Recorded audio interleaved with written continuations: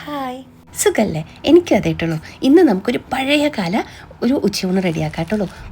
പൊട്ടിസാറും ചോറ് കൊണ്ടുള്ള ഒരു ഉപ്പേരിയും ഒരു പാലക്കാടൻ സ്റ്റൈല് തനി നാടൻ ഉച്ചയൂണ് നോക്കിയാലോ. വരും. അപ്പം അതിന് വേണ്ടി ഞാൻ കുറച്ച് ചക്കക്കുരു എടുത്തിട്ടുണ്ട്, പിന്നെ മുരിങ്ങക്കായ, പിന്നെ കുറച്ച് ചക്കക്കുരു ഉള്ളൂ കേട്ടോ.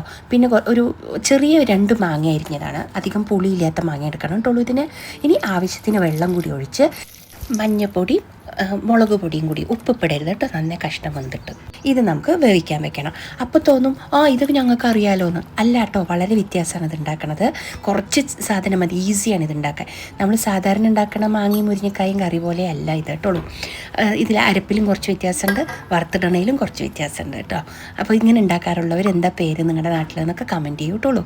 അപ്പോൾ ഇനി അത് വേവാൻ വെച്ചിട്ടുണ്ട്, അത് വേവട്ടെ. അപ്പോൾ നമുക്ക് ചോറ് ഉപ്പേരിക്ക് വീട്ടിൽ കഷ്ണങ്ങളൊന്നും ഇല്ലാത്ത സമയത്ത് പടപടേന്ന് ഉണ്ടാക്കാൻ പറ്റുന്ന ഒരു ഉപ്പേരിയാണ് കേട്ടുള്ളൂ ഇത്.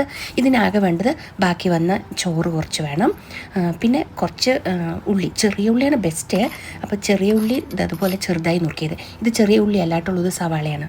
ചെറിയ ഉള്ളി എൻ്റെ അടുത്ത് ഇല്ലായിരുന്നു കേട്ടുള്ളൂ. അപ്പോൾ ഞാൻ അത് സവാള അരിഞ്ഞതിട്ടു.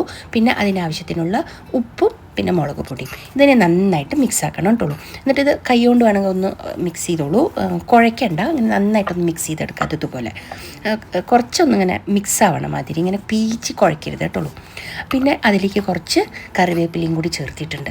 ഇനി ഇതിനെ നമുക്ക് ഇതിരിക്കട്ടെ, ഇവിടെ 5 മിനിറ്റ് ഇവിടെ ഇരിക്കട്ടെ ഇത്. ഇനി നമുക്കത് നമ്മൾ കുറച്ചുകൂടി കറിവേപ്പില ഇട്ടോട്ടുള്ളൂ അതിലേക്ക്. പിന്നെ ഇതുപോലത്തെ ഒരു സാധാരണ പഴയകാലത്ത് ഊണ് എന്നൊക്കെ പറഞ്ഞില്ലേ, നല്ല രസമാണ് കേട്ടോ. ഇതിത്തിരി തൈരും ചോറും ഈ പൊട്ടിസാറും ഈ ഒരു ചോറുകൊണ്ടുള്ള ഉപ്പേരി ഉണ്ടെങ്കിൽ ആ ഊണ് സുഖമായി. എന്നത്തെ അച്ചാറിൻ്റെ ഒന്നും ആവശ്യമില്ല. ഇപ്പം നമ്മളുടെ കഷ്ണം 3/4 വേവായിട്ടുള്ളൂ കേട്ടോ, വെന്തിട്ടില്ല. അപ്പം ഞാൻ നോക്കിയപ്പോൾ 3/4 വേവായിട്ടുള്ളൂ, കുറച്ചുകൂടി വേവാനുണ്ട്.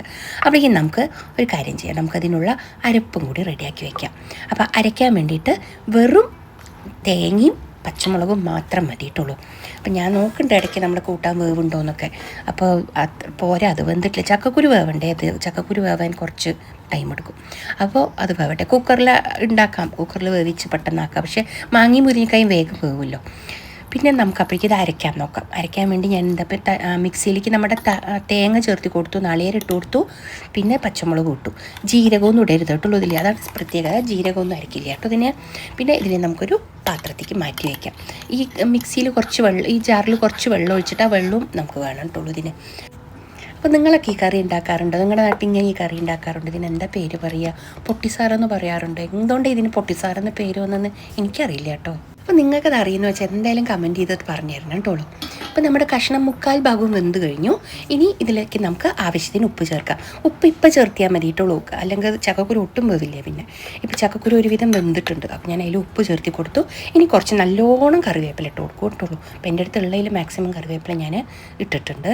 പിന്നെ ഇതിന് നമുക്ക് അരച്ച് വെച്ചിട്ടില്ലേ നമ്മൾ നാളികേരം, അതും കൂടി ചേർത്ത് ഇതിലേക്ക് ഇപ്പോൾ ചേർത്ത് കൊടുക്കുക. ഇപ്പോൾ വെള്ളമൊക്കെ വറ്റി ആവശ്യത്തിന് നമ്മുടെ കറി എത്രയാണോ ഗ്രേവി വേണ്ടത് അത്രയൊക്കെ ആയിട്ടുണ്ട്. അപ്പോൾ ഈ അരച്ച അരപ്പ് കൂടി നമുക്ക് അതിലേക്ക് ചേർത്തി കൊടുക്കാം കേട്ടോളൂ. ഇനി നമ്മൾ കലക്കി മറ്റേ മിക്സിയുടെ ജാറിൽ ഇത്തിരി വെള്ളം ഒഴിച്ച് വെച്ചിട്ടുണ്ടായിരുന്നല്ലോ, അതും ഇതിലേക്ക് ഒഴിച്ചു കൊടുത്തു. അപ്പോൾ ഇതിൻ്റെ അളവ് ക്വാണ്ടിറ്റിയൊക്കെ എത്ര വേണമെന്ന് നിങ്ങൾ അതനുസരിച്ച് ചെയ്തോളൂ കേട്ടോ. ഇതിപ്പോൾ നന്നായിട്ട് തിളക്കേണ്ടത് നല്ല മണമാണ്. ഞാൻ പറയാം, പച്ചമുളകിൻ്റെ മണമാണ് ഇതിന് കൂടുതൽ വരിക. ആ വെയിലിൻ്റെയൊക്കെ ഒരു മണല്ലേ, അങ്ങനത്തെ ഒരു മണമാണ് വരിക. അപ്പം ഇനി നമുക്ക് ചോറുപ്പേരിക്കുള്ളത് കൂടി നോക്കാം. അപ്പോൾ ഞാനൊരു ചീഞ്ചട്ടി വെച്ചിട്ടുണ്ട്. വെളിച്ചെണ്ണയാണെങ്കിൽ വളരെ നല്ലത്. അപ്പോൾ വെളിച്ചെണ്ണയാണെങ്കിൽ അല്ലെങ്കിൽ മറ്റേ എണ്ണ ഏതായാലും. അപ്പോൾ അതിലേക്ക് കുറച്ച് കറിവേപ്പില ഞാൻ ആദ്യം വറുത്ത് മാറ്റി വെച്ചിട്ടുണ്ട് കേട്ടോ. അതെന്തിനാണ് ഞാൻ പറഞ്ഞുതരാം. ഇനി നമുക്ക് ആ എണ്ണയിലേക്ക് നമ്മൾ മിക്സ് ചെയ്ത് വെച്ചിട്ടുള്ള ചോറും ഉള്ളിയും കൂടെ മിക്സ് ചെയ്ത് വെച്ചിട്ടില്ലേ, അത് ഇതിലേക്ക് ഇട്ട് കൊടുക്കാം കേട്ടോ. ഇത് ഒരു 5 മിനിറ്റിൽ ഇത് മൊരിഞ്ഞ് നല്ല ഉപ്പേരി പോലെ ആയിട്ട് വരും. മാത്രമല്ല ഇത് ഇത്തിരി തൈരും ചോറും നമ്മുടെ പൊട്ടിസാറും ഈ ചോറുപ്പേരി കേട്ടോ, ഇതിന് ഈ കോമ്പിനേഷൻ ബെസ്റ്റാണ്. ഇതെന്തായാലും ഉണ്ടാക്കി നോക്കൂ കേട്ടോ നിങ്ങൾ. അപ്പോൾ ഈ കോമ്പിനേഷൻ ഇഷ്ടപ്പെടും. നല്ല തൈരും ചോറും ഈ നമ്മുടെ കറിയും ഈ വറുത്ത ചോറുപ്പേരിയും ഇതൊരു ടേസ്റ്റിയാന്ന് പറയും. അപ്പോൾ നമ്മൾ എടുത്ത എണ്ണ മുഴുവൻ തന്നെ ബാക്കിയുണ്ട്. നോക്കൂ, അത് മുഴുവൻ കുടിക്കുമൊന്നുമില്ല കേട്ടോ. പപ്പടമൊക്കെ കാച്ചിയെടുക്കില്ലേ നമ്മൾ, അതുപോലെ തന്നെയാണ് ഇത് ഉണ്ടാക്കിയെടുക്കുമ്പോൾ. അപ്പോൾ എണ്ണ അധികം വേണം അങ്ങനെയൊന്നും നോക്കണ്ട കേട്ടോ. കുറച്ച് എണ്ണയും വേണ്ടു ഇതിന്.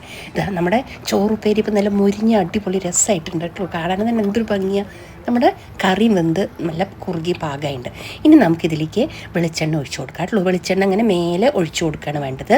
പിന്നെ ഇതുണ്ടോ, ഈ ഒരു പാത്രമല്ലേ ഇതിവിടെ ഇങ്ങനെ കിട്ടും. ഇവിടെ പൂജയ്ക്കൊക്കെ ആൾക്കാർ ഉപയോഗിക്കുന്ന പാത്രമാണ്. ഞാനത് ഈ എണ്ണയൊക്കെ ഒഴിക്കാൻ വേണ്ടി എടുത്ത് വെച്ചിരിക്കുകയാണ്.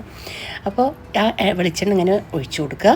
പിന്നെ ഇതാ നമ്മൾ കുറച്ച് കറിവേപ്പില വറുത്ത് മാറ്റി വെച്ചിട്ടുണ്ടായിരുന്നില്ലേ എണ്ണയിൽ, ആ കറിവേപ്പില ഇതിൻ്റെ മേലെ ഇട്ട് കൊടുത്തോളൂ കേട്ടോ.